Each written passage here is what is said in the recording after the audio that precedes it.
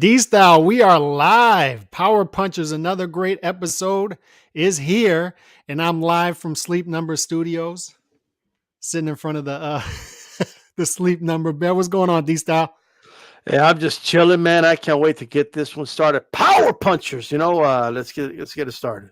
JC's in the building, Chicano Profits in the building. Run PMC was upset narrowly again last week. Boxing trivia, we got that coming. 5 good questions later on. We got that coming on the tail end of the show. Run PMC was upset by Lil Penny. Let's see if Lil Penny comes here and defends that title later on in the show. But we got a great show. We got an action-packed show. Hit that Lil like Penny button as you come in. It was like a Carl Frost in the 12th round with Jermaine Taylor. You know what I mean? That's So what at it the was. end, just knocked Run PMC out at the end. I was going to say that. That's what it reminded me of. I'm going to give Run PMC more credit, though, because he's a multi-division champion.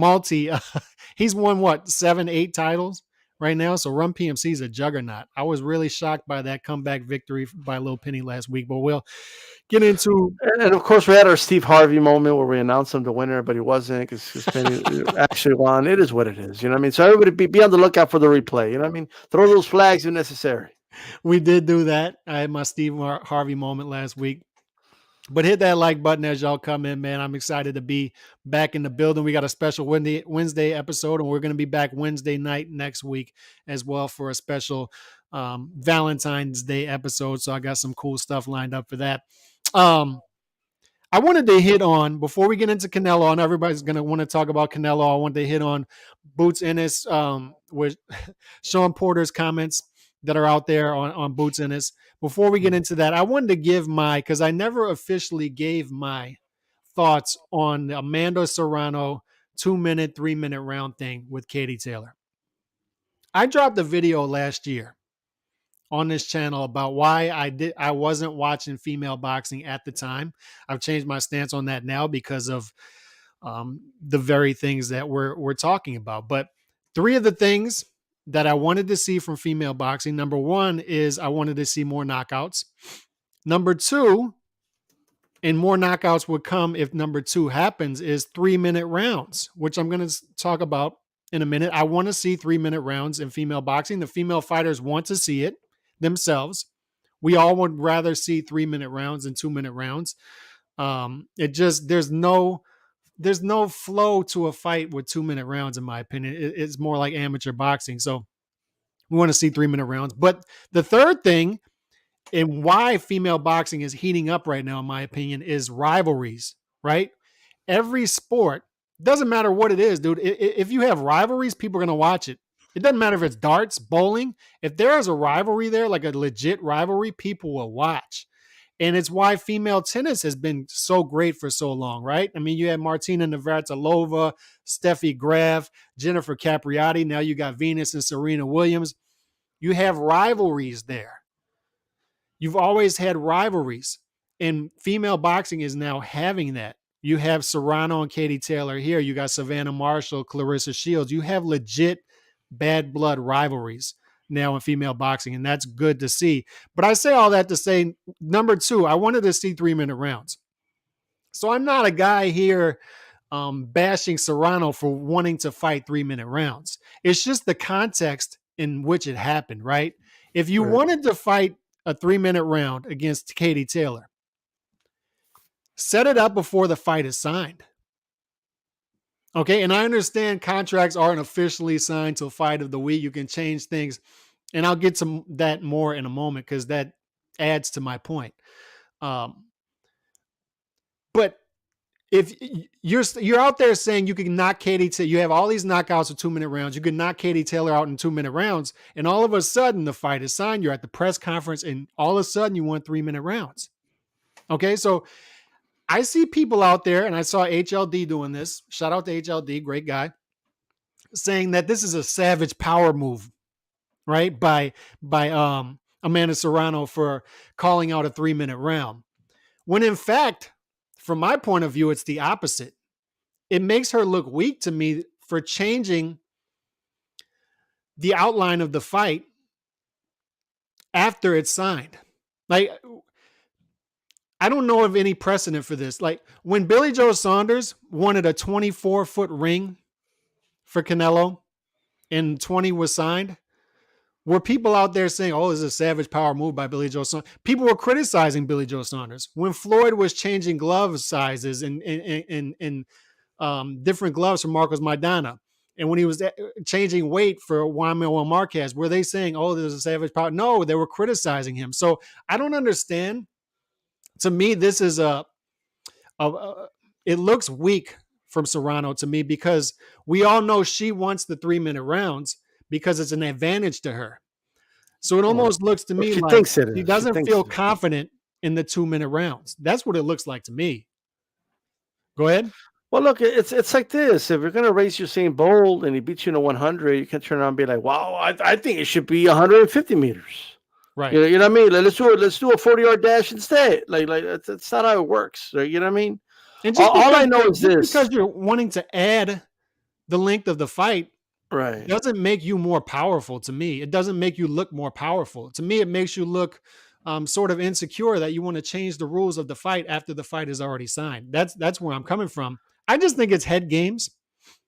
My issue with it was when people were saying, "Oh, Katie Taylor she got punked because she's not agreeing to this." No, why would you agree? Why would you agree to that?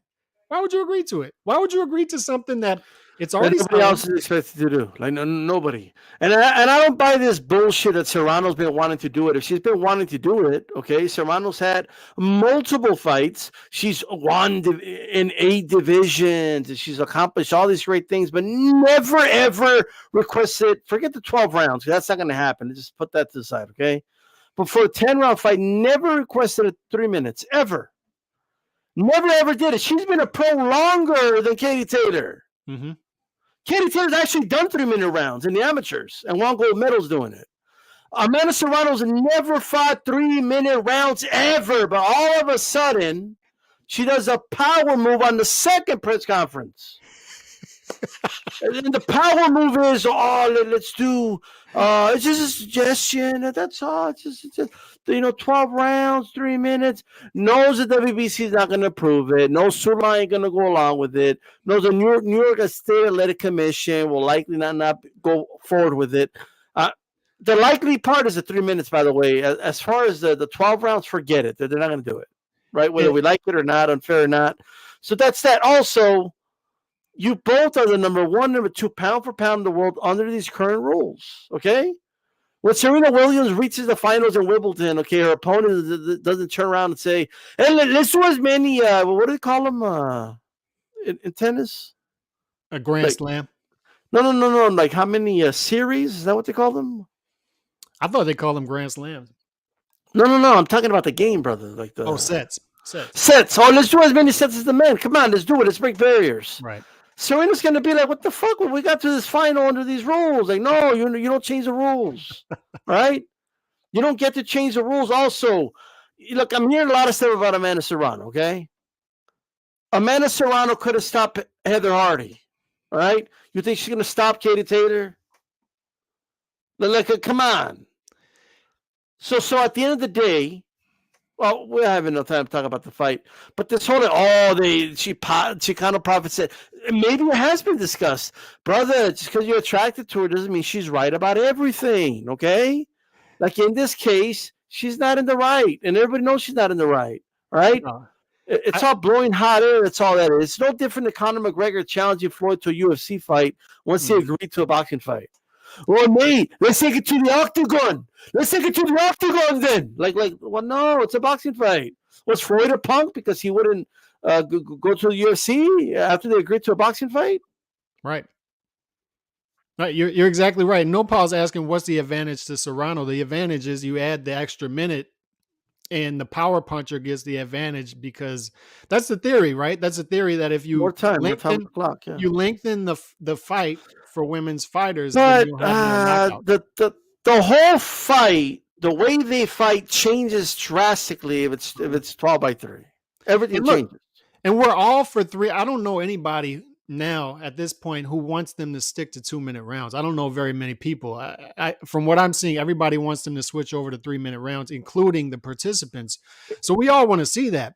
The problem is, if you say in the WNBA, we got to move the 3-point line to where the NBA players are because we want equality with the men, that's fine, but don't do it in the WNBA finals.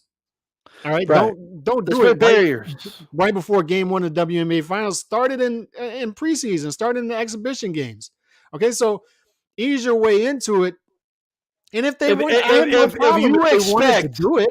If they for wanted to everybody do it, out but there, do it before the if you fight. Fine. expect, if you expect Katie Taylor to do it, they all got to fucking do it, all of them. All right, Clarissa Shields has never been accused of she doesn't want to do 12-minute round or 12 rounds, 3 minutes. She's never had to do any of that. And people over here calling her the GOAT and all this other shit. Layla Ali never had to do it. Christine Martin didn't have to do it. Lucia Riker didn't have to do it.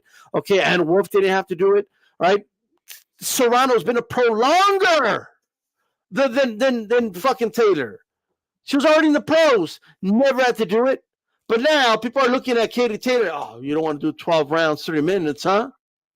Like, and you know what? I'm going to say it's disrespectful. It's disrespectful because this fight is this big because of Katie Taylor. Okay? Period. Katie Taylor's been a 7-figure fighter. She generates that, doesn't get it in charity like a fucking Devin Haney. Okay? It's not just given to him. It's not a stimulus package. She generates that. She has done the right thing, being on the undercard of Anthony Joshua fights. Wasn't like, oh no, I'm not going to be on the undercard like Clarissa Shields and all this. Like, she did the right thing. She put in the work. She has a following in the UK, in her homeland of Ireland. She has a following. She has a following with Irish Americans here in the US and all over the world. All right, she has amazing ratings over there in the UK and in Ireland. All right, when she fights, and that's that. Right. So Amanda, you should be like you don't. Let me just put it this way: Amanda can do what she wants, but to the fans, okay, this fight is as big as it is because of Katie Taylor, right? Point blank, period. She's the one that has been quote unquote breaking the barriers and all that nonsense. If you want to change the rules, change it for everybody. Make it uniform, or don't change the rules at all. Okay. Once you start treating somebody different than everybody else, I have a problem with that. I'm sorry. Like, no. Well, Katie, yeah, I mean, they didn't have to do it, but you are going to have to do it. Oh, but it's okay because Amanda is going to be in the same fight and she challenged you to it, even though Amanda knows that they can't change it. Right? Yeah. You can't do it. I think it's all cap anyway. I think she's trying to get into Katie Taylor's head, and Katie Taylor ignored it, and that's what she should do. Just get promote the fight, get us to the fight. But I'd like to see 3-minute rounds in the future for female boxing for sure. But here's the thing: women, the beautiful women of the sport of boxing, take more punishment and get concussed faster than the men. So the WBC will not participate in more minutes and more rounds for the beautiful women of the sport. Is that what he's saying? Is that what he's saying? Pretty much. I might have added a little color to it, but yeah. Yeah, I think you add a little color, but I don't like that. I don't like him saying that. Go to 3-minute rounds. Let's do it. But HLD, people are questioning Katie Taylor's character. A 2-time gold medalist, an undisputed lightweight champion in the world, defeated Jessica McCaskill, the current welterweight undisputed champion of the world, by the way, just to put that out there. You know what I mean? So I don't think people should be questioning either one of these ladies. I just think we should be talking about the fight. We all understood it was 10 minutes, 10 rounds, 2 minutes. Whether we like it or not, that's what it is. That's what it should be because it's already been agreed to that. And until every single one of these women are expected to fight 3-minute rounds and are expected to fight 12 rounds in title fights, until all of them are expected to do so, right? Let me put it this way. If tomorrow the sanctioning body's announced, all right, moving forward, all women title fights will be 12 rounds, 3 minutes, I'll be the first one to say, okay, all right, fuck it, let's do it. But that's how it's happening. Now what's happening? Hit that like button as you come in. We're going to talk about this. Believe me, that's going to be the third topic. We got a lot of Canelo talk tonight. Believe me, we're going to get into that. But before we get into that, hit the like button, put the boxing gloves in the chat, and we're going to talk about some Shawn Porter and Boots Ennis. Shawn Porter, on his podcast, said that he believes Boots Ennis is overrated. He went into greater length than that. And he's praised Boots Ennis in the past. And D-Style and I are going to explain to you why that's not hypocritical. And I'm going to explain to you why Shawn Porter is correct when he says Boots Ennis is overrated. And by the way, I see a lot of people giving Shawn Porter hell for these comments and saying, oh, who is Shawn? Shawn Porter has lost to this guy. Shawn Porter has lost to this guy. Let me tell you something. Shawn Porter has fought all the top welterweights out there, pretty much. Is there anybody more qualified to say who is a top welterweight and who isn't than the guy who has fought them all? Is there anybody more qualified? He knows the ins and outs of these guys at the top of the welterweight division. That's first. Not allowed to have an opinion. Isn't that crazy? Is the guy who fought all the top welterweights not allowed to have an opinion? But here's the thing, Alex. On Twitter have more knowledge than the guy who has fought all the top welterweights, and by the way, is a pretty good commentator himself and is a pretty good judge of talent from what I've seen. And by the way, he's correct. He's correct in my opinion. Shawn Porter's comments is Boots Ennis is overrated. I've seen people rank Boots Ennis somewhere around top 5, and welterweight's not the hottest division, but here's the thing. We can say there's potential and there's talent, right, D-Style? There's potential, there's talent. Sure. In order to cross over to being a highly rated fighter, in my opinion, you have to realize that potential. You have to have wins against other top welterweights, correct? In order to jump to the top. My problem with this is we've gone to a place in boxing where you don't have to go through that fire in order to be a top guy in your division. You know, you can fight average opposition and look great, and then have your fans on Twitter fight these mythical matchups for you. Not in my book. D-Style, your Buffalo Bills, in my opinion, were the best team in the NFL. Guess where they're at? They're home. They're home? They're home. Guess where they're going to be watching the Super Bowl? At home on their couch. Yeah. In the NFL, the best team often does not win the Super Bowl. You have to fight the fights. We've gone to this place where people do these cute mythical matchups on Twitter and right here on YouTube, and they always pick the better fighter winning the fight when that isn't what happens. That isn't what happens a lot of the time. Here's what I'll say. There's upsets. My guy, Carl Froch, went on a great 12-fight run. Guess how many times, and Haplo's not going to like this, but guess how many times he was the underdog in that 12-fight run? Probably half the time. 8. So if we were doing mythical matchups at home, Carl Froch would have been 4-8. But guess what he was? 10-2. The better fighter doesn't always win. So you have to fight the fights. And I hear people saying Boots Ennis isn't getting the top welterweights because people are afraid of him. Fair. That's a fair comment to have. But here's the thing, and this is why I don't feel sorry for these fighters, is if that's the case, fight average opposition every 3 months and keep mowing these guys down until these guys have to fight you in mandatories. And if they don't fight you, they have to relinquish their belt. That's number one. Number two, if you can't do that, move up and wait. Move up to 154, move up to 160. Give up some of your advantages to get top fighters in the ring with you. Paul Williams did it. Paul Williams couldn't get the fights he wanted at 147. Guess what he did? He moved up to 154. He moved up to 160 to get those fights, the bigger fights. Hell, Bam Rodriguez just did it last weekend. He moved up from 108 to 115, and guess where he's at? He's a legit multi-division champion at 22 years old, 15 fights into his career. But you're telling me Boots Ennis can't do that? But all I'm saying is, speaking of the welterweight division, is you can at the same time have the position that Boots Ennis has top pound for pound potential and at the same time say he's overrated at this particular point, which is what I'm saying and what Shawn Porter is saying. We're both saying that if he fights this guy, and that guy, that I think he would win. I think he would beat all of those guys. But he hasn't done it yet. So we can't rank him that high yet. And if you are, which a lot of people are, then he's overrated at this time. That's all we're saying. That's all we're saying. And that's not a hypocritical position to take. It's just not. In my opinion, it's a level-headed position to take.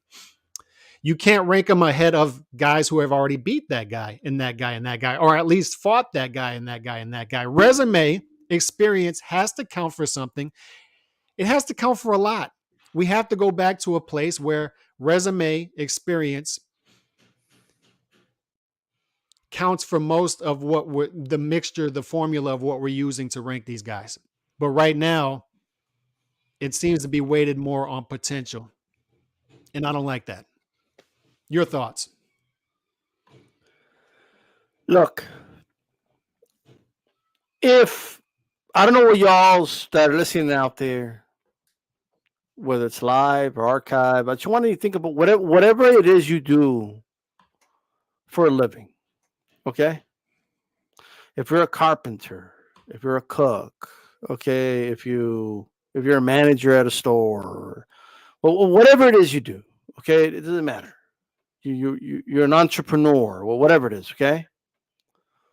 In your field of work, all right, there are easy things and then there's difficult things, right? In almost every field of work. How would you feel if there was a guy that looked really good doing the easy stuff, right? And you've been doing all the hard stuff and the easy stuff for years. But he's always doing the easy stuff. Now, he makes the easy stuff look easy. Then they give him the employee of the month. Oh, but he was so good at what he was doing. You know what I mean? I'm just saying, I'll be honest with you. I think he would do the harder stuff easier than you. I think he's better than you. But he doesn't know what I've done. He hasn't been doing the hard stuff. No, but no, I just know he would. Like, he doesn't even have to do it. Employee of the month all day. You know what? I think he's the best at everything. Even the stuff he hasn't proven yet. Well, how do you know? No, because I see him like the way he does the easy stuff, and you could kind of look at any type of job if you're a DJ, okay? And you do shows and you do crazy scratches and shit, whatever the fuck it is, right? And then some other DJ just does simple little songs and everybody says he's the best, How would you feel? How would that make you feel like if that person did have to prove themselves? If you're a fucking cook, right? And that motherfucker, all he does is the prep cook, right? You're in the line and shit, right? During the rush. And they just say he's better than you at it, even though he hasn't done it yet. Man, that motherfucker hasn't worked during the rush yet. What do you mean he's better? Bro, I just know he's better. I mean, I've seen him like the way he moves the knife. I mean, dude, I'm just telling you right now, this guy would be the best ever. You don't even have to work the line, during the rush hour to prove to me. I just know he's better. You know what I mean? You don't need to prove shit to me, right? If you're a fucking fireman, right? And there's a dude in the fire department that never goes in a house with a fucking fire, right? Everything else, he's quick. You know what I mean? Climbs a ladder quick, right? Slides down that pole quick, puts on the suit quick. When it's time to do the calendar, he does that quick. You know what I mean? Answer the phone quick for 911. But when there's a fire, he never goes in the fire. He hasn't gone to the fire yet, right? You go to the fucking fire every fucking time, right? No, dude. Trust me, he don't need to even go to the fire to prove to me. All right, this motherfucker's the best fireman in the motherfucking fire department. Okay, because he's fast, he's athletic. All right? Did he still do backflips the other day? I'm just telling you right now, fire ain't shit. Okay? You can go to the fire, save 3 old ladies, or you could probably save one if you're lucky. Okay, I'm just saying, you don't even have to do it. Okay? So that's what's happening right now. All right? Boots Ennis hasn't done it yet. Does he have the potential to do it? Yes. Certainly. But he hasn't done it yet, though. Mm-mm. And even if he does do it, what if he doesn't look as impressive, which is likely, doing it than he was doing it with like these other dudes he's been fighting, right? I know. There's going to be more resistance. The more resistance you have, the less impressive you're going to look, okay? So I'm waiting for that resistance with him. That's all I'm waiting for, right? You have to see how he does against the resistance. I need somebody in my life that will defend me the way these dudes defend some of these fighters. Holy shit, bro. Okay? Like, goddamn. Okay? Like, oh, yeah. When he does prove himself, you better not praise him. Okay? Because I chose him first. He's mine. And you can't have him no more because you don't want to give him the credit now before he proves it. Like, well, what is that? What's this possessive? Like, no, he's my fighter. I believed in him first. And if you don't believe in him now, you never give him credit. And then when he does do it, there's going to be idiots not giving him credit, right? And then they're going to complain about that. Oh, then he finally proved himself and nobody wants to give him the credit. Like, look, at the end of the day, just wait. I'm just saying, just wait. Just wait. Just wait. And Nando, shout out to Nando. Appreciate the support. Some boxers crying duck and pointing fingers like it's deodorant for their resumes and easy paydays. GGG, Bud, and Haney, recent examples. Yeah, my thing is when you say something like this right now, and we say he's overrated right now, people, once Boots Ennis does what we, both you and I think is very possible that he will do, is become a top pound for pound type guy 2-3 years from now, if he gets the fights, if they're aggressive with him, they're going to come out and say, oh, remember that time you say this was you? You were saying he's overrated. No, dude, we're saying he has top pound for pound potential. All we're saying is right now, if you take a snapshot of the welterweight rankings, he's too high. He's too high. Welterweight, well, there's guys that have him top 4 pound for pound. If experience and resume do not matter, boxing fans, you have to realize this, and I scream it at the top of my lungs at least once a week on this channel. It has to matter for something. If not, you're going to continue to get top fighters fighting average opposition once a year, repeat, and you're never going to get the top. You're barely ever going to get the top fighters fighting each other because you're setting a precedent that it's okay for this guy to go over here and fight average opposition and get ranked top 5 in his division. Get on a ESPN just had Tank Davis top 10 pound for pound. And he's fought one top 5 guy in a decade-long career. This is the precedent you're setting, that these guys don't have to go through the fire to get the legacy. All they have to do is look great in the ring against whoever they're fighting, and then their fans are going to fight mythical matchups for them on Twitter. Like, Tank doesn't need to fight these lightweights. He would beat them anyway. Right. Like, that's what I'm talking about. This is crazy, bro. It's nuts. Boots would beat this guy and this guy and this guy anyway. So let's rank them there. You have to fight the fights. You have to fight the fights. Look, this is what people were saying about Vernon Forrest. Like, oh, why should De La Hoya fight him? He would beat him anyway. But what happened when finally someone gave him a shot? What happened? When Shane Mosley gave him a shot, okay? Why should Vernon Forrest fight Ricardo Mayorga? He'll beat him anyway. For what? And then beat him twice. You never know. And that's going to be my last point on this is boxing is littered with guys who looked otherworldly coming up. And we're saying, oh, that's a top pound for pound type guy right there. Broner. Broner was one of them. Everybody had Broner high, and then they were ignoring Terrence Crawford coming up at the same time. Everybody had Adrian Broner top 10 pound for pound. Oh, Broner, he's the future. Get him. Remember Alan Green when he was mowing guys down on Friday night fights? Jeff Lacey? Knocking dudes out, And then he steps up and starts fighting on Showtime and starts losing. Jeff Lacey was the favorite against Joe Kawasaki. Another example. He was the favorite going into that fight. They were calling him the eye test was unbelievable. They were calling him Mike Tyson. Oh, he's gonna beat this Euro bum. he looks the part. My eye test. You know what I mean? What happened to the eye? The eye test has failed people more times than they like to admit. Like, it failed them, and the reason why is because let me just tell you something, right? Of course, guys look better when they're facing lesser opposition. Okay, like, it's just the way it is. Yeah, I'm just telling you. that's right. I mean, it's like, I don't know, man. Like this whole, like, it's like he's the best swimmer that never jumped in the pool. Like it's just like, what's going on over here?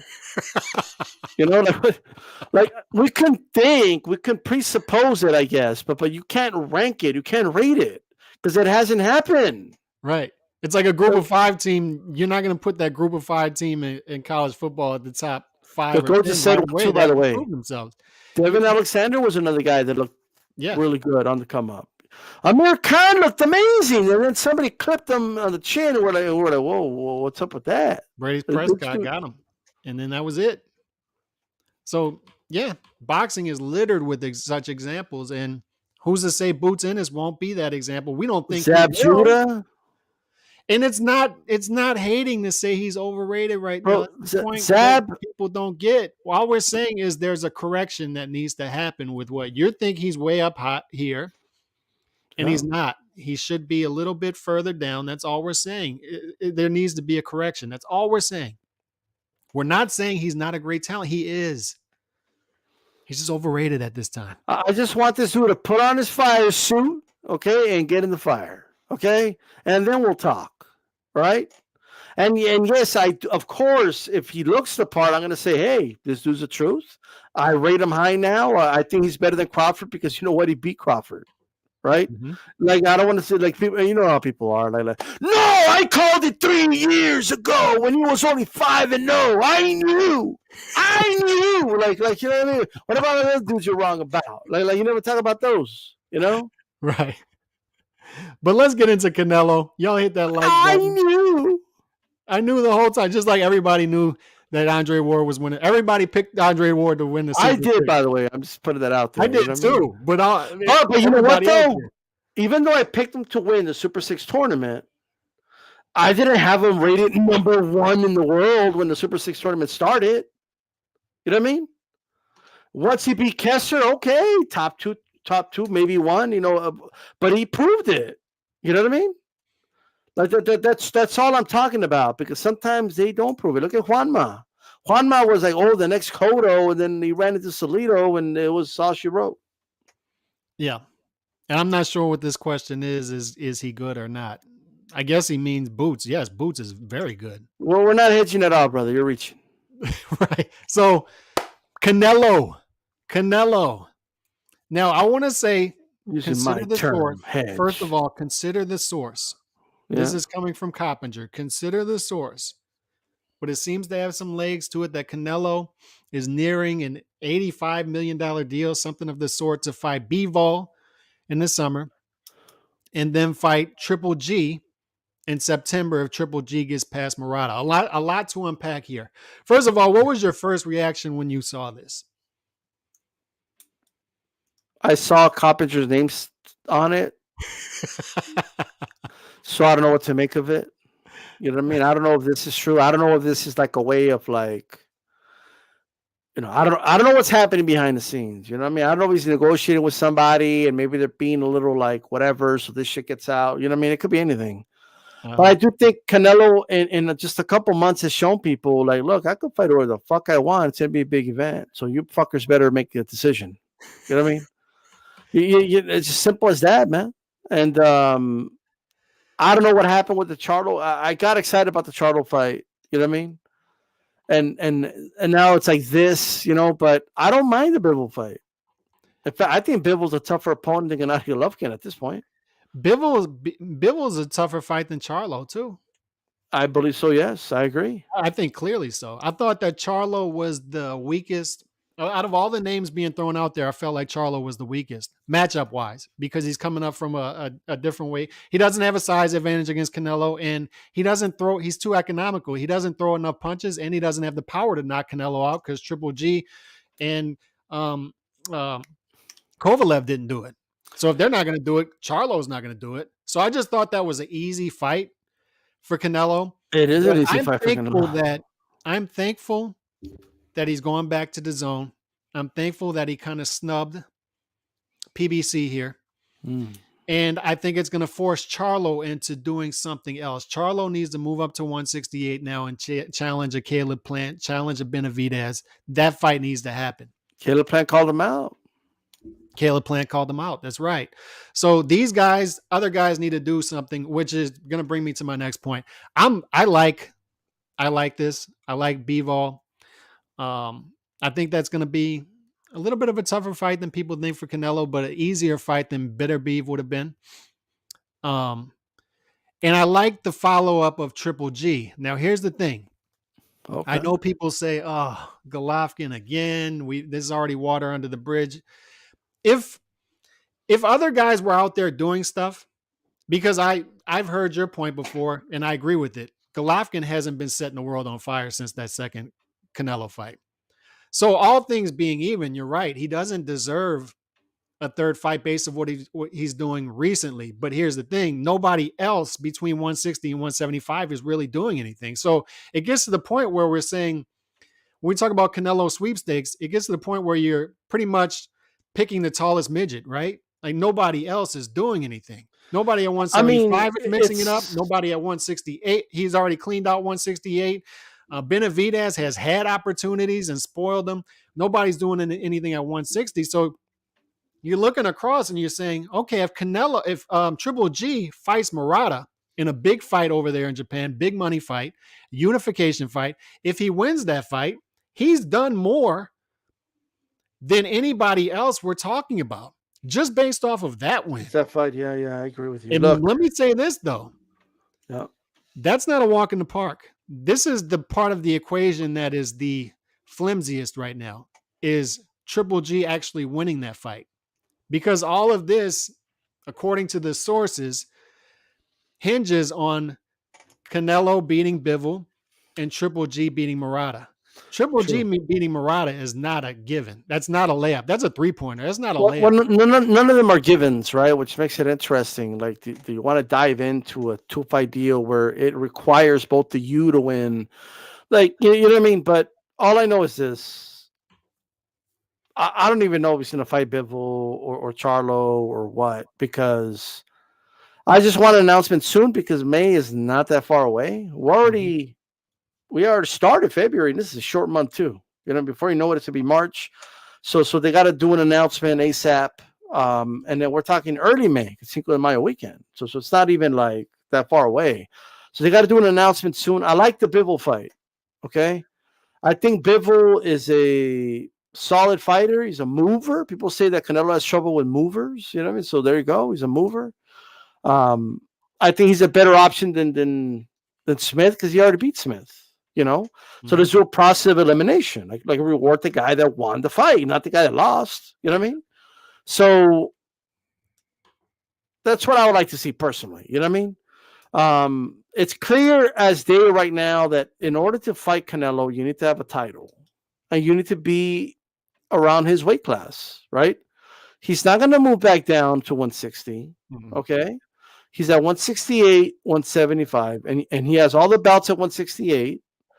And he's, you know, if he does fight Bivol, he's fighting for a title there. So what does Charlo need to do? What Charlo needs to do, in my opinion, he can do what I expect all fighters to do, all of them. This isn't even about in order to fight Canelo. Like, no. This is about Charlo and his legacy, right? In order for him to start doing great things himself, right? What Charlo needs to do is fight Bivol Andre in a unification fight. Fight the winner of Triple G and Murata in a unification fight.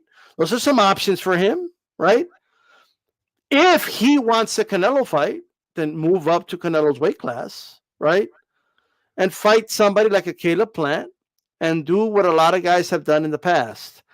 Beat the guys that the guy beat better than he did. And it'll get people talking. Go in there, knock Caleb Plant spark out, dominate him, and guess what people are going to start saying? It's just natural instinct. Oh man, he beat him better than Canelo did. Whoa, shit. Maybe Canelo is avoiding him. Oh my god! Like, and then they'll talk Guys will really did start. that to get. By the way, guys did that to get Mayweather fights, right? Yes, absolutely. Hey, Mayweather, he beat Guerrero. A bunch of welterweights went on a tour beating Guerrero after that. You know what I mean? Not many of them got the fight, but still, you know what I mean?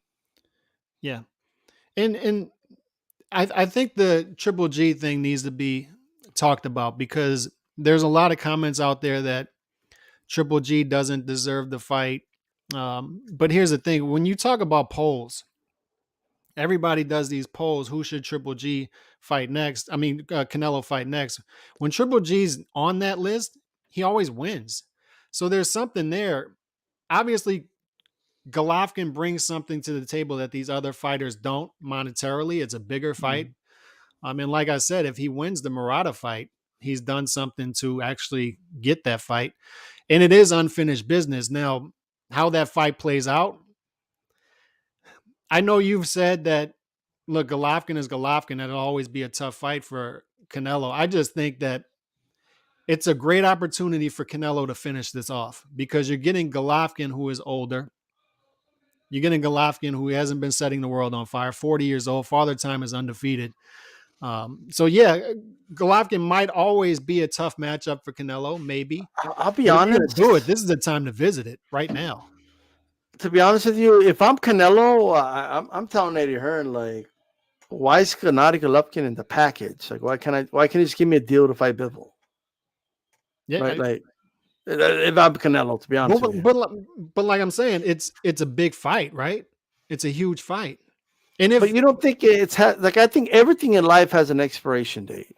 I don't think, according to the polls, I don't think it has that expiration. That expiration date hasn't come yet, from what I've seen. I don't think so. Like, what's a bigger fight out there than Canelo versus Golovkin? You know what it is? It's like a bigger fight. You ever buy like some meat, then it's in the fridge, and it's what's the day, the 9th? Mm-hmm. Right? And it says best sell by February 8th. And you like look at the meat, right? And you're like, And you're like, well, it was sell by. Like it was in like you know what I mean? So that's where the fight is at right now. It's kind of like it passed the sell by day, but we don't know. But you know what I mean? I think that's what I'm saying. That's why he needs to visit it now if he's going to do it. Because if he doesn't, Golovkin's going to lose to somebody else, and it's done at that point. And this is still a huge fight. It's still the biggest fight for Canelo out there. It just is. Well, I want to know from our listeners if they if it surpasses sell date. Yeah, do you throw it away or do you still cook it? You know, like what's the limit there? If it's in a freezer, I'll do it, but I don't know if it's in a fridge. I don't know. So I like this, man. I like the Triple G fight. I think it makes business sense. I think it makes competitive sense, but it all hinges on him beating Murata. And like I keep trying to explain to people, is that's not a walk in the park. To me, that's a 50-50 type fight. And it's a big fight. People don't realize how big of a fight that is in Japan. They don't realize that. And by the way, what a year that would be for Golovkin if he pulls that off, getting 2 big paydays that way. And that'd be his cash out. Because that would be his cash out. Because I just don't see him getting past both those fights. Look, all I know is this, right? Man of Water made a good point. Like Hearn is like Andre's like promoter, right? Like he's not even trying to get him in the package. Like at least Al Heyman tried to get like Canelo in a 3-fight package, you know, and didn't work. You know, he was like he had to settle for the 1 fight because Canelo was like, yo, I'll just go back to the zone, right? But at least he tried. Like Hearn's not even trying, bro. Not even like hey, if Triple G loses, I have Boo Andre for you, or like nothing like that. You know what I mean? Mm-hmm. Yeah. Yeah. And do people really think that Andre would beat Canelo? Because I'm seeing this competitive sense. Like in a competitive sense, Golovkin has already proven that he's what with Canelo. He's the only guy who's proving that. If Andrade and Canelo ever fight and Andrade beats him, I will delete my channel. Okay, that's how confident I am that this dude ain't going to be Canelo. Yeah, and speaking of guys who need to step up the competition, That's Andre, and he needs to make himself more marketable and take more chances. That's all I'm saying. Yes, guys don't want to get in the ring with Andre, but at the same time, Andre has been his own worst enemy at times too in the past, and you can't look Look, past that. Andre had a chance to fight Jermell Charlo a couple years ago, and he turned down the fight. That's hard facts. That's hard facts. And this I would agree with this. I don't think he was smoking, but I do. If Andre had fought GGG right now, I'd pick Andre. I just would. If I had to, I would pick Andre to win the fight. I would. But he's got to prove himself. Andrade has some like hardcore fans, though. You know what I mean? Like he doesn't have a lot of them, but he has, like the ones that are there, like he doesn't have an army. He has like a platoon, but like they're there, like like Andrade, like but yeah. They go hard. Now, before we get to this boxing trivia, we want to go back over our top 11 power rankings. Let's do it. Impact power rankings. Now, these are people who impact the sport at this moment in a positive way. And let me say this really quick. I mean, to everybody out there, look, it's me and Callis could forget about somebody. It's possible. You know what I mean? Mm-hmm. So you're in the chat. Let us know. Hey, you should consider this guy. And we'll think about it. Like there was some feedback on Instagram that I took. Right? It's a power ranking. It moves. Right? There's only so much equity each person has. So this list is very fluid. Very fluid. Last week it was Canelo. It's Fury, like water. Usyk, like water. Hearn, Josh Taylor, Katie Taylor, Inoue, Aram, Crawford, Chocolatito, Donaire. So this week, D-Style, I got Canelo number 1. I agree. And that's not going to change anytime soon. What he's doing for the sport is incredible. Tyson Fury, he's always in the news. He's always calling people out. The fights coming with Dillian White. We got Alexander Usyk, what he's done at cruiserweight, what he's done at heavyweight, and he's going to be fighting Anthony Joshua again. We got Eddie Hearn wheeling and dealing out there, doing great things for female boxing and doing great things at the Zone, and he's in the news again today. 2-fight deal with Canelo possible. And quick FYI, it's not a pound for pound list, guys. It's an impact list, right? Now, pound for pound matters if you're a fighter, of course. It helps, right? What he's done for me lately, but for promoters, is the impact that they're having on the sport, and Eddie Hearn's kind of high right now. So that's why we have him on there for those that are listening for the first time. Yep, and we also have Katie Taylor moving up the rankings because so she's the first like power move, like she moved up one spot. She moved up to the top 5. People like HLD try to tie her up and pull her down, but she still managed to. Why? Because look at the noise that the fight she's having with Amanda Serrano. Credit to Amanda Serrano as well. The noise that this fight is making. It's close. There's a buzz. Ticket sales. Madison Square Garden. Like, you know what I mean? So that's why Katie Taylor went up and Josh Taylor just a little bit because his next fight isn't helping him that much right now. Josh Taylor moves down, mandatory coming up, but he's still up there. Became undisputed last year, still up there. Inoue still up there. Just based off of his talent. Hopefully he has a higher 2022 than 2021. I got a but.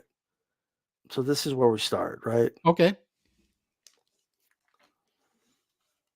In a way, I mean, his previous opponent, it was like, you know what I mean? I wasn't that 2021 was a whole year and then nothing announced. No to Donaire. Like to me, he's got to be punished a little bit for that. I'm just saying. And to me, Bam's win was so good. Okay. And it's what we're talking about. Let me tell you guys something. I thought Bam had potential. I picked him to beat Cuadras, but you know what I wasn't doing? I didn't have him on the impact list. I was saying he's the top pound for pound. He had to prove it to me. He had to prove it in the ring. That's what he did against a veteran in Cuadras. Okay. And let me tell you something, man. Cuadras just gave Gallo all he could handle. I think Bam moved up from 108 up to 115 pounds. Okay. Late replacement for, Rangazai comes in, beats Cuadras in impressive fashion. Unbelievable. I mean, that uppercut knocked all the back acne off of Cuadras. Like, it just boom, bam. You know what I mean? But comes in, he makes an impact, makes noise on the Zone. I think a star is born. In my opinion, he's 7. That's my opinion right now. I'm moving him up with you. I'm going 7. You already know how special I feel he is. And the fact that he's done this, I credit guys who do things quick, right? Lomachenko, look at what he's done in a short amount of fights. Look at what Usyk did in 19 fights, having 7 of the 8 major belts in cruiserweight and heavyweight. And look at what this kid did in 15 fights, 22 years old. All these guys complaining, I can't get a fight in my weight class. I can't get a fight in my weight class. This Can I guy ask goes you a up crazy question?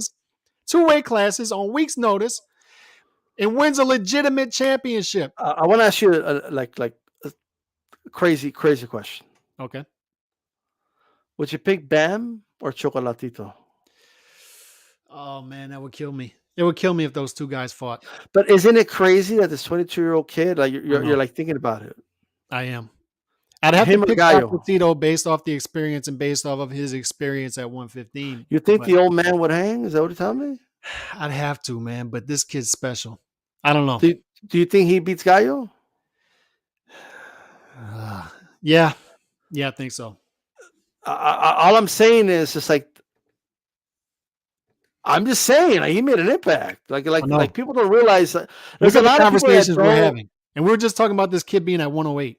Like, look, people don't understand because a lot of people don't watch these overweight classes. You know what I mean? That's what it is, right? And so they don't understand the magnitude of this. But this like 115 is the deepest division in boxing. I don't care what anybody says, and it's not even close. Like it's like number 1 and second place is kind of a distance in my opinion. But he's already a top 3 fighter in this division. He moved up 2 divisions, right? And he's possibly the best. And no offense to Julio Cesar Martinez, I think he knocks out Julio Cesar Martinez, and I love Julio Cesar Martinez. Like I'm just saying, all right. I think he beat Chocolatito decision. I don't think he knocks him out, but I think he beats him.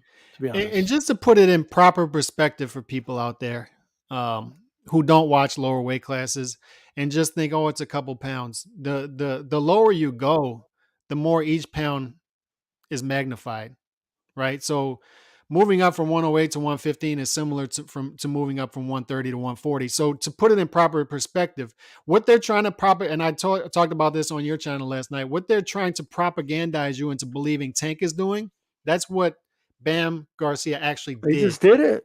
He just did it. And I'm sorry, but Mario Barrios ain't no fucking Cuadras. No. Okay? Not even close. Not even close. And this is a guy who can legitimately campaign in 3 weight classes at the same time, which they're trying to tell you Tank can do, which he's not doing. But Mario Barrios was tall. And then they're going to have the nerve to put Tank on pound for pound rankings and watch them not even put Bam on the that's right.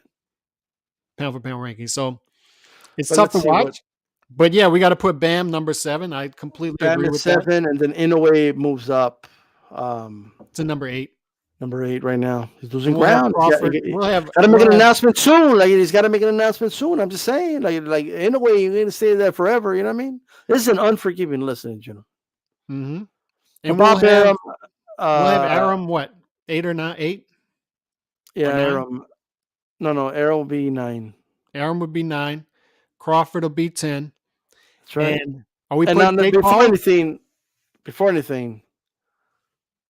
Like I don't know, like Donaire, he ain't in the list right now for me. Although he made some noise, like a dude called his wife some names. I saw that. And he said, "Yo, say it again," But it's like, well, he did say it to you, brother. Like maybe you should have done something then and there. Like, why were you filming it? But anyway, I mean, don't get me wrong. I think Donaire knocks this dude out, but like I'm just saying, shout out to Donaire. But I just want to say that. But and Chocolatito is kind of like after what Bam did in your division, it kind of like I'm just saying, people are gonna hate us for this, Alex. You got to do it. But look, there's a big fight. He made an impact. Jake Paul. We got to. You got to at this point. Got Jake Paul, number 11 on the list. He's making an impact positively as a promoter. Already, he's a fresh promoter. He's already putting on the biggest female fight of all time, right? Ticket sales through the roof. On top of that, he's bringing more eyeballs to the sport, whether you like it or not. You have casuals who are following. Now, I don't know if that's going to trickle into hardcore fights, but he's making a positive impact. We got to put him there at some point. At some point, you got to start having a positive outlook on what Jake Paul's doing in boxing. Yes, I would like to see him fight a boxer, but what he's doing in totality in the sport, you got to put him there, right? Yep. And shout out to Boxing Republic.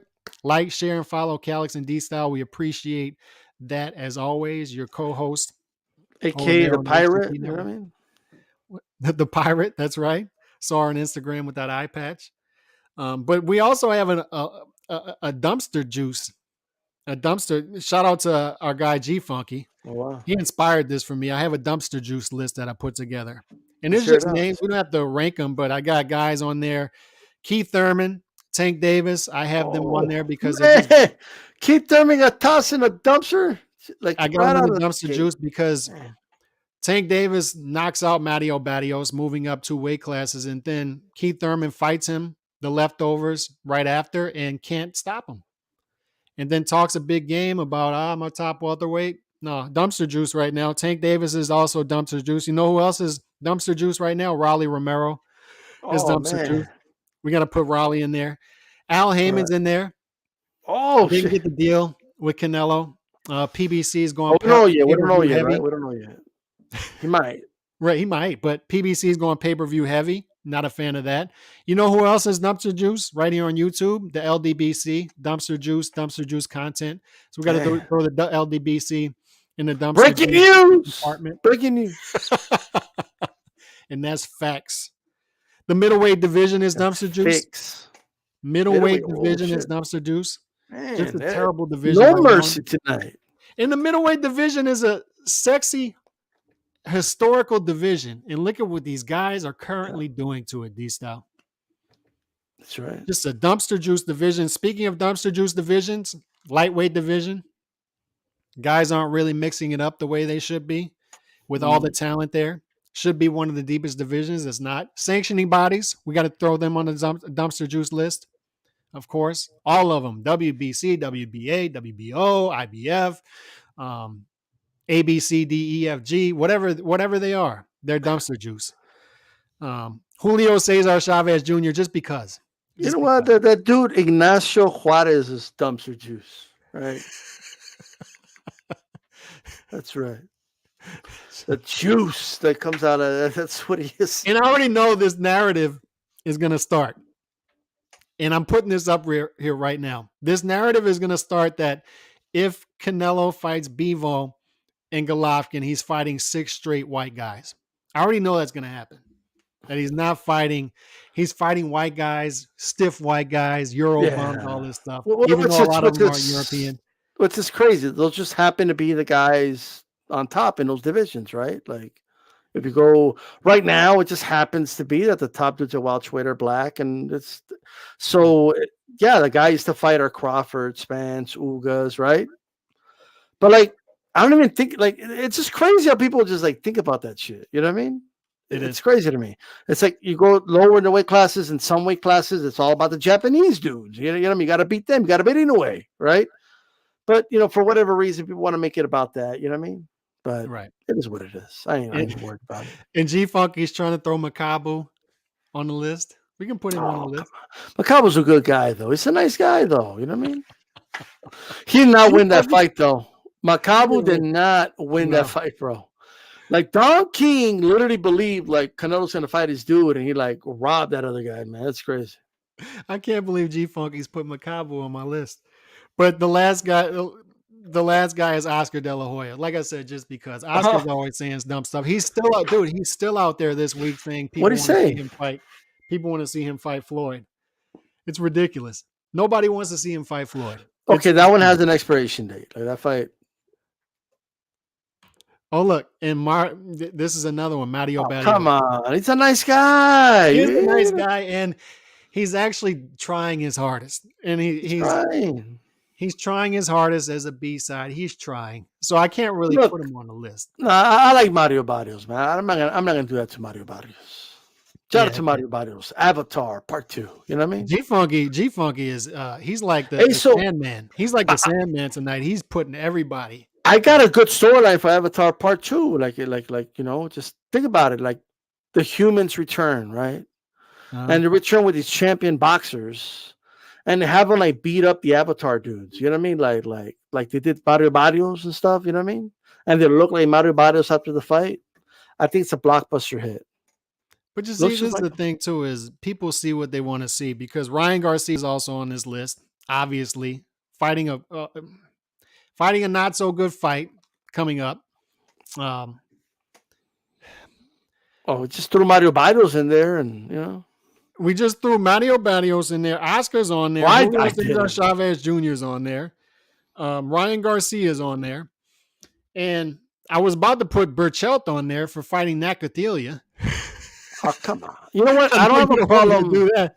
But people are going to see what they want to see. So I don't have a problem with him fighting Nakathila, but here's the But Nakathila looked horrible against Shakur Stevenson. Yeah, but it's a different style though. Like, you know what I mean? Like, it's a different style. But it's I don't have a problem with it. He just came off a knockout loss. You know what I mean? But my problem is that they made it a main event on ESPN. Like the main event. Like what?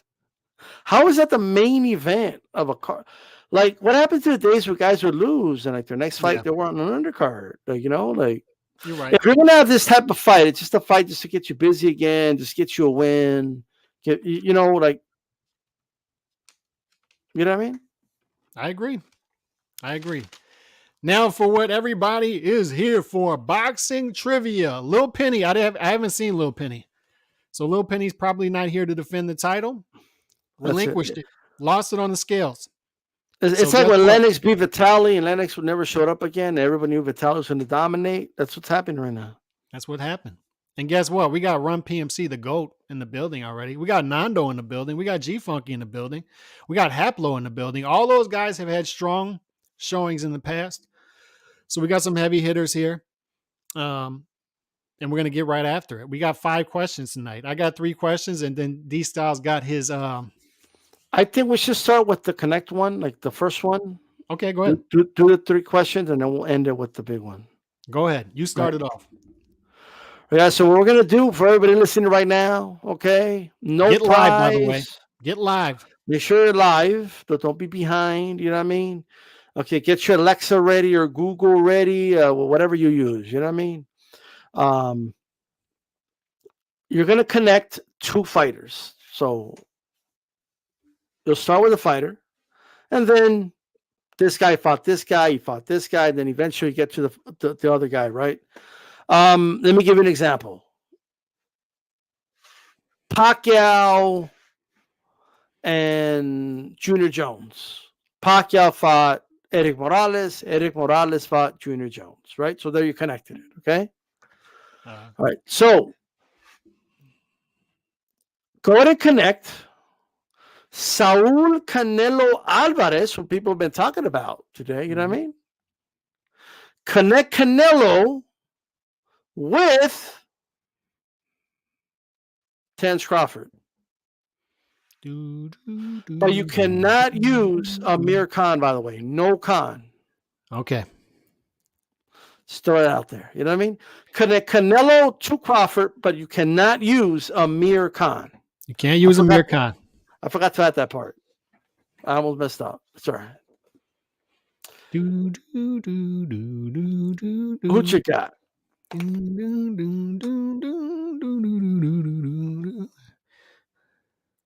Y'all gotta, you know what I mean? I think we got one. He did it, yeah. The GOAT Mario P. Canelo to Lopez to Berto to Porter to Crawford. He got it. He did get it. Roundabout way. But Andy said easy work. He's like, yo, what's up, Run PMC? Easy work. You know what I mean? And he threw the easy work in there while he was at it. You know what I mean? He got easy work out before Run PMC got his answer out.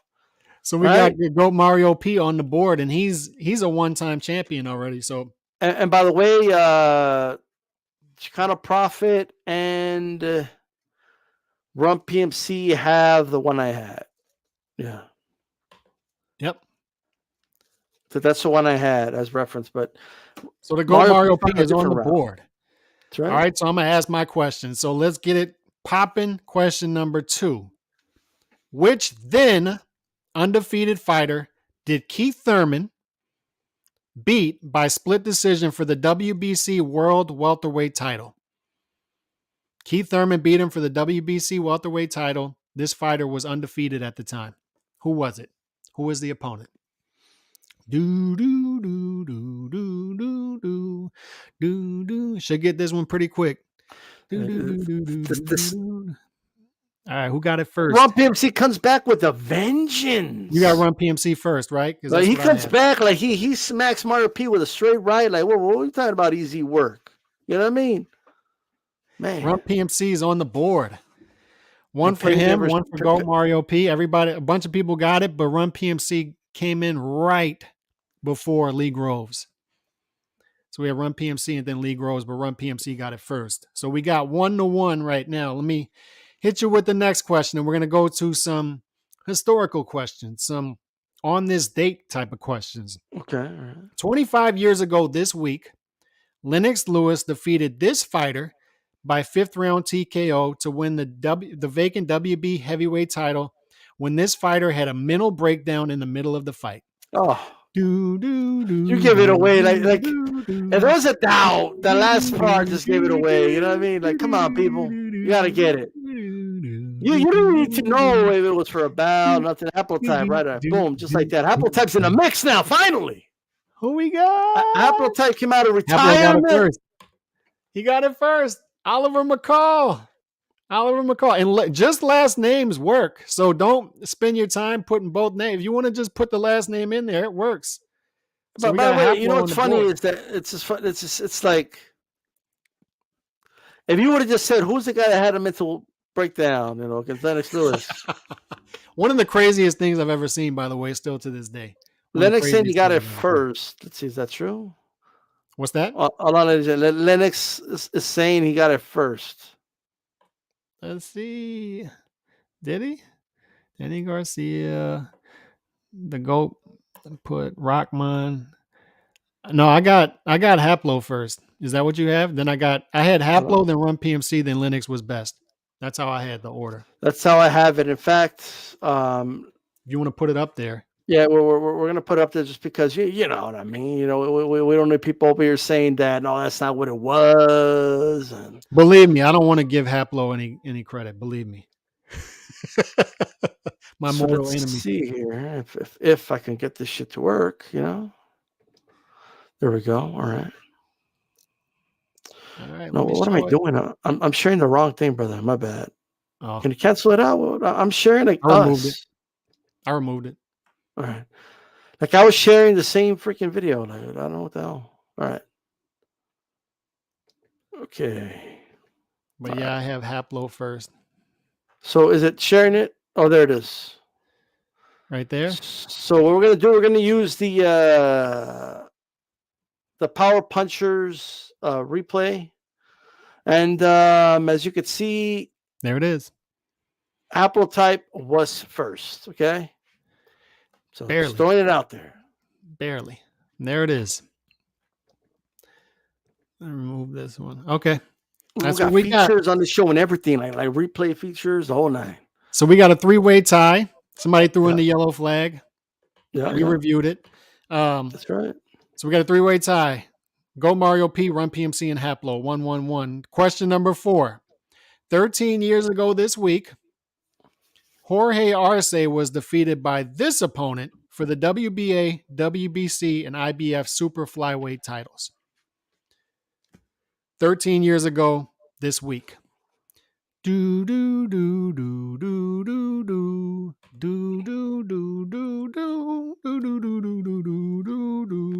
question is, who's going to be first? Nope. None of those are right. No, nope. You can call by his last name, first name is still not going to be right. You know what I mean? There it is. Run PMC got it. Vic Darchinyan. Vic Darchinyan is the correct answer. Run PMC comes in. You know what I mean? He comes back. He puts himself in position. right? Yeah. There you go. Run PMC could win this thing again. This guy's Like a powerhouse. He is a titan. this is He's an unbelievable. all-time great. There's no doubt about it. All right, you got the fifth question. Hit him up with it. All right, guys, we're going to connect Tyson Fury with somebody, okay? Current WBC heavyweight champion of the world, Tyson Fury. So be ready. Tyson Fury is the starting point, right? And yes, there's a way to do it. Okay, like, oh, there's no way to do it. No, there is a way to do it. Connect Tyson Fury, again, fight by fight, with Manny Pacman Pacquiao. Go ahead and connect Tyson Fury with the 8th division champion. Good luck. This is a tough one. Connect the 275-pound fighter with a dude that fought like 145 pounds soaking wet. Give it a shot. This is a tough one. When you texted me this one earlier, this is a tough one. What's there? You know, there is a path. You know what I mean? Path. There is a and path. This is the opportunity. Can Run PMC like, do a big championship moment? Come on, Nando, get one of these. Can Nando come back like and get it? But now, and Nando does it. He's going to help Run PMC. He's going to give him the assist. You know what I mean?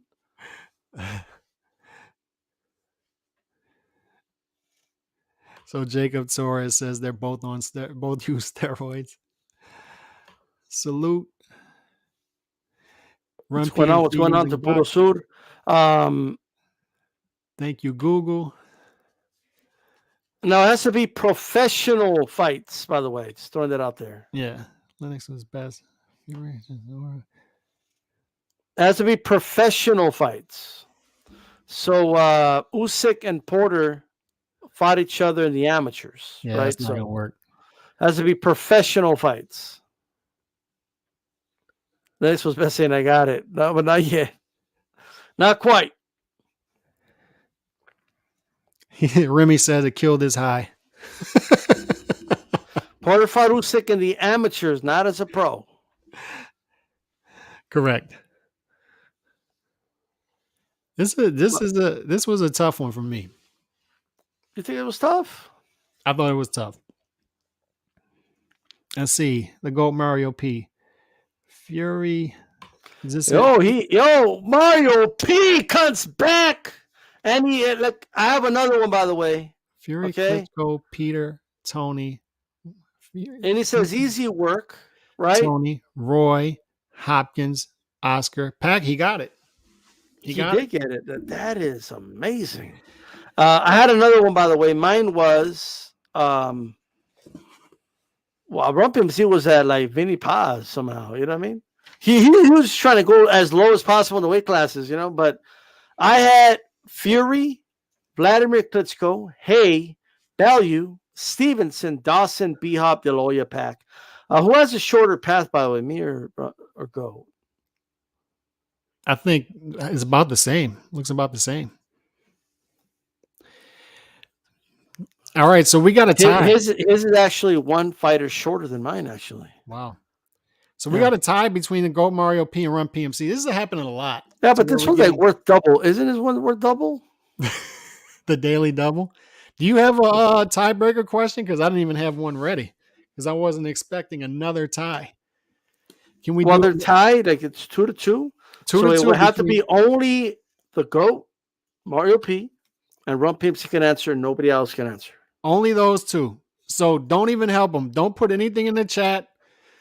Don't answer the question in the chat. Let these two warriors go at each other. Let them go at I still think the last question should be worth double. It's my opinion, but let's see. I have to think of one, of course. You know what I mean? You know what? Let's use this Ring magazine. You know, like 100th edition. You know what I mean? Wow. Nancy got this for me for Christmas. Shout out to her. You know what I mean? Shout out to the Boxing Republic. What can I get out of this here? You know what I mean? Like. Let me pull. I'm pulling up some. I'm gonna pull up a question too. See who can get a question first. Let's see. Well, I'd like to actually do one out of this right here. You know what I mean? Okay. But hold on, let me just be sure. Okay. Name this fighter. I'm gonna start reading off the facts about this fighter, and the first one to put his name, okay, wins. I'm just gonna start reading his random stuff. Okay. All right. Only those two participants can answer this. All right. That's right. So this is the rankings, the top 100. All right. I'm not sure. Okay. He's number 12 on the ring right here. Whatever these rankings are. He had a record of 55 wins, 8 losses, 2 draws, 32 wins by way of knockout. He had 1 no contest. His first ring ranking, all right, was number 8 middleweight. He was number 8. He debuted as number 8 as a middleweight in June of 1992. His last ring ranking, he was number 3 at light heavyweight on December of 2016. Okay. His record versus ring rated opponents, 26-2. Hey, you just put the name, brother, if you got it. Oh, no, not you. Lee Groves. Oh, you got it. I had it too. I got it right when he got it. So the GOAT Mario P is the champion again. He's the champion again. He got his title. We might do this actually. I kind of like this game. That is a good game. We got to do that more often. And Run PMC once again was in the mix. Once again, showing that. Why is he rated so high? Like number 12? Like 12 of what? That's pretty high. That's pretty high. So to go Mario P and Run PMC, that was a battle right there. Oh, he was rated that high because it's like the ratings. Like he was on there for a long time. Yeah. So shout out to Go Mario P once again. When did you know? When did you know? Right when he said it. When you said light heavyweight in 2016 and then premiered at 1992, that's when I knew, because I was like, who in the hell has a run that long? And Bernard Hopkins could have been the only one. I kind of knew people were going to get it when I said that. Yeah. You know what I mean? Yeah. But so Lee had it when I set the record. You know what I mean? Like boxing trivia champion once again. I appreciate everybody tuning in once again. D-Style, let everybody know what's going on with the network coming up. Hey, tomorrow, Ringside Reporter, the flagship show of HCP. Make sure you tune in, man. The Round Table is where we get podcasters, from everywhere, not just YouTube, but guys we know on Twitter, a lot of, guys that are like on Apple Podcasts, stuff like that. A lot of great stuff. Just a random fact for you guys out there. Over 60 panelists have joined the Round Table, right, since it started. And many of them have come on multiple times. There's only been 12 women, though, so we got to pick those numbers up for sure. But nonetheless, all right, shout out to everybody, and we'll do more of these top 100s and stuff, That was good. Another great show, D-Style. Appreciate everybody for tuning in. Y'all have a great rest of the week. We are out. God bless. Peace.